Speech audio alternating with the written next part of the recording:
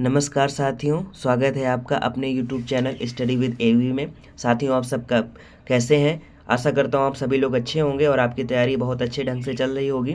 साथियों, आज हम इस वीडियो में शिक्षा बाल मनोविज्ञान के 30 अति महत्वपूर्ण प्रश्नों का अभ्यास करेंगे और अपनी तैयारी को परखेंगे कि हम कितना तैयार हैं। आगामी जो आपकी सीटेट और जो केंद्रीय विद्यालय और अब केवीएस विद्यालय और जो आपके नवोदय विद्यालय के भी नोटिफिकेशन आ चुके हैं एग्ज़ाम्स में, तो उसमें भी आपको बहुत हेल्पफुल होंगे और जो आपका सुपर टेट एग्ज़ाम होगा उसमें भी बहुत हेल्पफुल होंगे ये 30 प्रश्न। तो चलिए शुरू करते हैं आज का अभ्यास। आज का पहला प्रश्न, विविध बुद्धियों का उपयोग कर सीखना किस सिद्धांत की विशेषता है? यानी हम विविध बुद्धियों का उपयोग कर जो सीखते हैं वो किस सिद्धांत के अंतर्गत आता है, वो किसने दिया है उस सिद्धांत को? ऑप्शन ए पियाजे, option B Gardner, option C Erikson और ऑप्शन डी स्किनर। तो जो विविध बुद्धियों का उपयोग कर सीखना है ये किसका सिद्धांत है? ये आपका गार्डनर जी का है। तो ऑप्शन बी आपका क्या होगा? सही जवाब होगा ऑप्शन बी। अगले प्रश्न पर आते हैं। प्रश्न नंबर 2, संज्ञानात्मक असंतुलन यानी कॉन्जिटिव डिसइक्विलिब्रियम का महत्व क्या है? ऑप्शन ए सीखने में बाधा डालता है, ऑप्शन बी नई जानकारी को अस्वीकार करता है, ऑप्शन सी सीखने को सक्रिय करता है और ऑप्शन डी अनुशासन बढ़ाता है। तो जो संज्ञानात्मक असंतुलन का जो महत्व है वो ये क्या करता है? सीखने को आपको सक्रिय करता है, यानी सीखने की जो क्रिया है उसे सक्रिय कर देता है। तो इसका सही जवाब होगा आपका ऑप्शन सी सही जवाब होगा। अगले प्रश्न पर आते हैं। प्रश्न नंबर 3, शिक्षक का भावनात्मक बुद्धि क्यों महत्वपूर्ण है?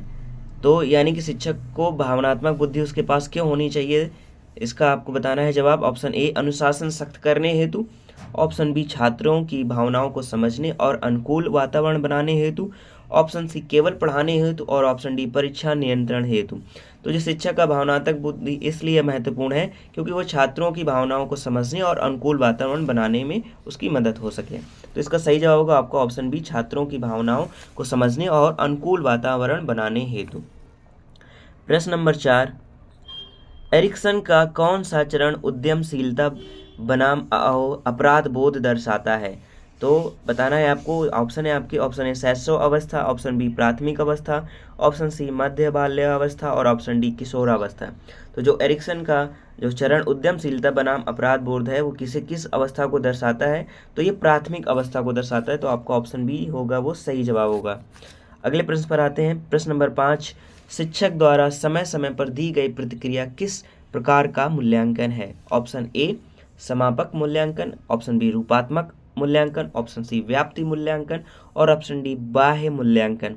तो जो शिक्षक द्वारा समय समय पर दी गई प्रतिक्रिया किस प्रकार का मूल्यांकन है, ये साथियों प्रश्न आया हुआ है आपके एग्जाम्स में कई बार। तो इसका सही जवाब होगा आपका ऑप्शन बी रूपात्मक मूल्यांकन, यानी आपका ऑप्शन बी सही जवाब होगा। साथियों, आपको वीडियो कैसा लग रहा है?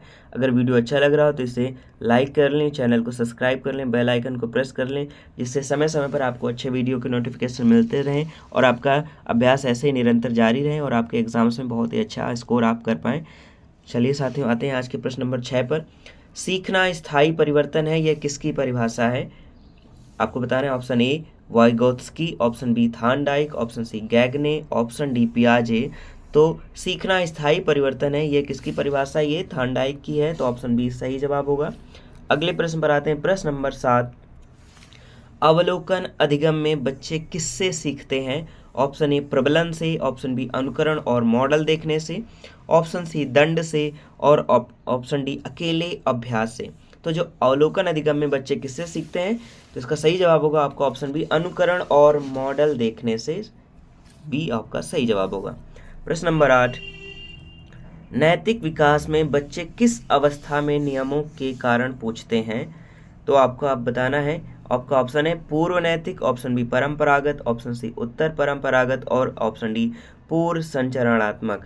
तो आपको इसका सही जवाब बताना है कि नैतिक विकास जब बच्चों में होता है तो बच्चे किस अवस्था में नियमों के कारण पूछते हैं। तो आपको अवस्था बतानी, तो इसका सही जवाब होगा उत्तर परंपरागत अवस्था में। तो आपका ऑप्शन सी सही जवाब होगा। प्रश्न नंबर 9, कक्षा में सीखने की विविधता का समाधान क्या है?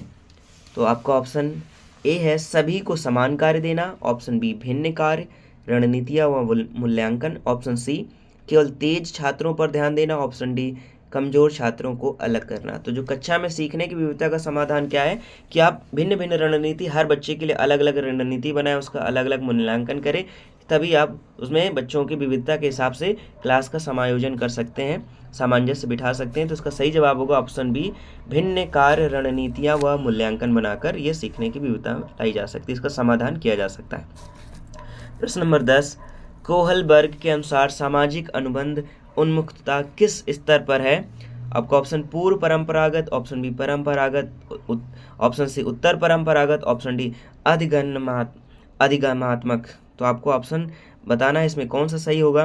कोहलबर्ग के अनुसार सामाजिक अनुबंध उन्मुखता किस स्तर पर है? तो इसका सही जवाब होगा उत्तर परंपरागत, यानी ऑप्शन सी आपका सही जवाब होगा।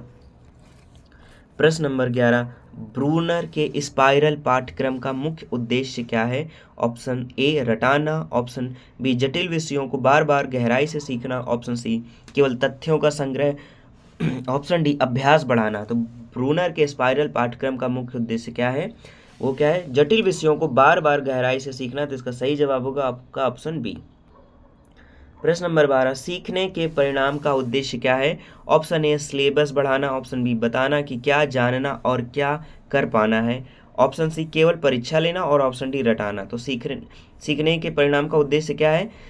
आपका ऑप्शन बी सही होगा, बताना कि क्या जानना और क्या कर पाना है, ऑप्शन बी सही जवाब होगा। प्रश्न नंबर 13, वाइगोत्स्की के अनुसार निज भाषण का उद्देश्य क्या है? ऑप्शन ए मनोरंजन, ऑप्शन बी संज्ञानात्मक नियंत्रण विकसित करना, ऑप्शन सी अनुशासन और ऑप्शन डी सूचना याद करना। तो इसका सही जवाब होगा वाइगोत्स्की के अनुसार निज भाषण का उद्देश्य क्या है? ऑप्शन बी संज्ञानात्मक नियंत्रण विकसित करना। तो ऑप्शन बी सही जवाब होगा। अगले प्रश्न पर आते हैं। प्रश्न नंबर 14, स्किनर के अनुसार शेपिंग क्या है? ऑप्शन ए कई व्यवहार सीखना, ऑप्शन बी अनुकरण द्वारा सीखना, ऑप्शन सी धीरे धीरे जटिल व्यवहार बनाना और ऑप्शन डी दंड द्वारा व्यवहार रोकना। तो इसका जो सही जवाब होगा स्किनर के अनुसार शेपिंग क्या? धीरे धीरे जटिल व्यवहार बनाना। तो ऑप्शन सी इसका सही जवाब होगा। प्रश्न नंबर 15, लर्निंग बाय डूइंग सिद्धांत किसने दिया? Option A Thorndike, option B पियाजे, option C Erikson, option D Skinner. तो लर्निंग बाय डूइंग का सिद्धांत किसने दिया? तो इसका सही जवाब होगा आपका ऑप्शन ए थॉर्नडाइक ने दिया। अगले प्रश्न पर आते हैं। प्रश्न नंबर 16, शिक्षण में प्रश्न पूछने का उद्देश्य क्या है? ऑप्शन ए कक्षा नियंत्रित करना, ऑप्शन बी सोचने की क्षमता बढ़ाना और ऑप्शन सी समय बिताना और ऑप्शन डी कठिनाई बढ़ाना। तो साथियों, शिक्षण में प्रश्न पूछने का जो मुख्य उद्देश्य क्या है? वो बच्चों में सोच की क्षमता को विकसित करना। तो यानी कि ऑप्शन बी क्या होगा आपका सही जवाब होगा, सोचने की क्षमता बढ़ाना।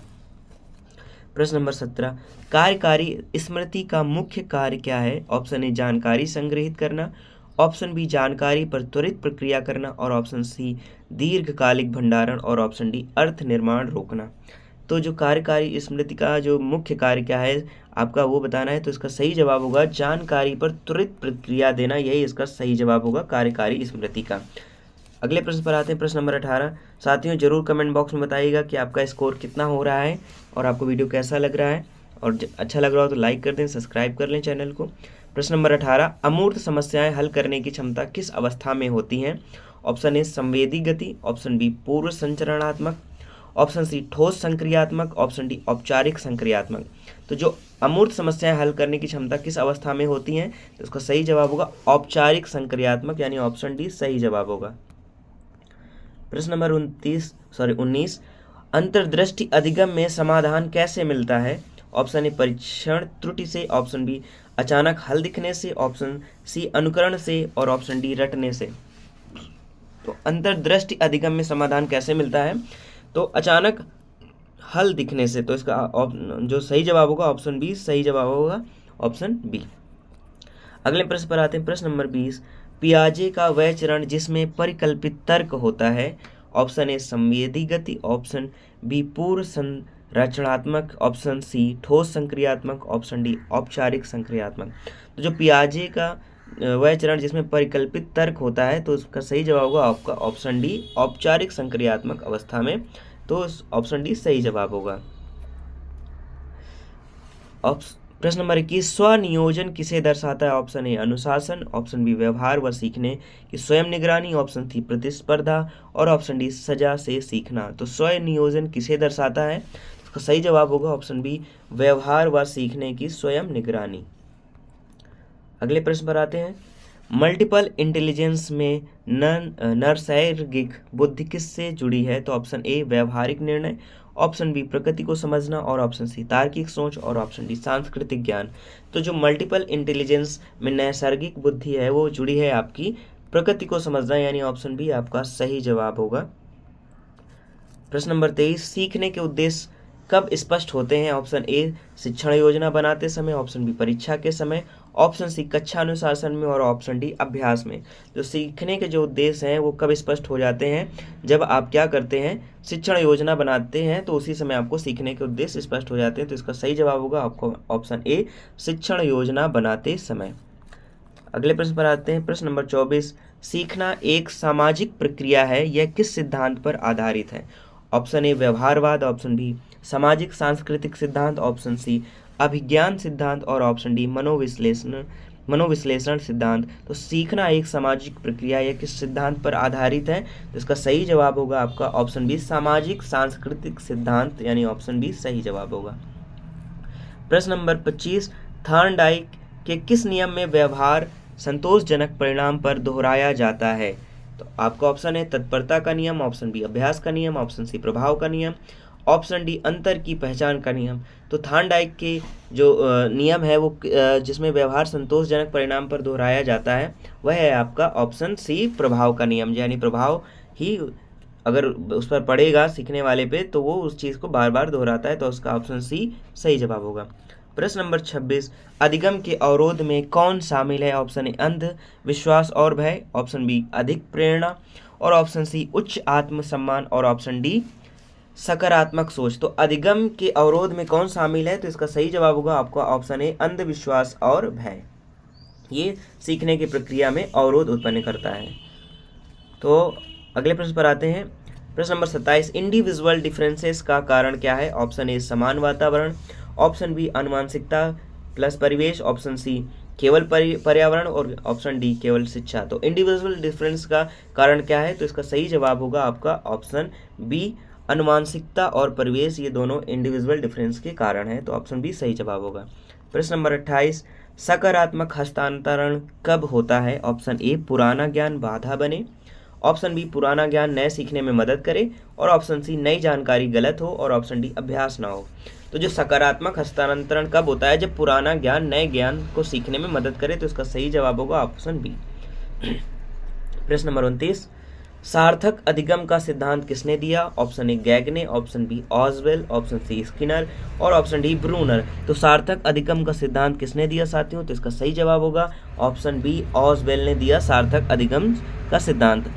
आज के अंतिम प्रश्न पर आते हैं। प्रश्न नंबर 30, साथियों जरूर बताइएगा कमेंट बॉक्स में वीडियो कैसा लग रहा है, और अगर अच्छा लग रहा है तो इसे लाइक कर दें, चैनल को सब्सक्राइब करने के साथ बेल आइकन को प्रेस कर दें, जिससे समय समय पर आपको अच्छे वीडियो के नोटिफिकेशंस यहाँ पे जितने भी आपको तैयारी करने के लिए आपके लिए हेल्पफुल हो सके, और अपने साथियों के साथ भी शेयर कर दें। अगले प्रश्न पर आते हैं। प्रश्न नंबर 30 और अंतिम प्रश्न, समावेशी शिक्षा किस सिद्धांत पर आधारित है? ऑप्शन ए भेदभाव, ऑप्शन बी विविधता में समानता, और ऑप्शन सी अलगाव, और ऑप्शन डी छटनी। जो समावेशी शिक्षा किस सिद्धांत पर आधारित है? तो इसका सही जवाब होगा कि विविधता में समानता, ऑप्शन बी इसका सही जवाब होगा विविधता में समानता। तो ये रहे आज के आपके 30 अति महत्वपूर्ण प्रश्न जिनका हमने अभ्यास किया। अपने स्कोर जरूर बताइएगा कमेंट बॉक्स में साथियों। Thank you so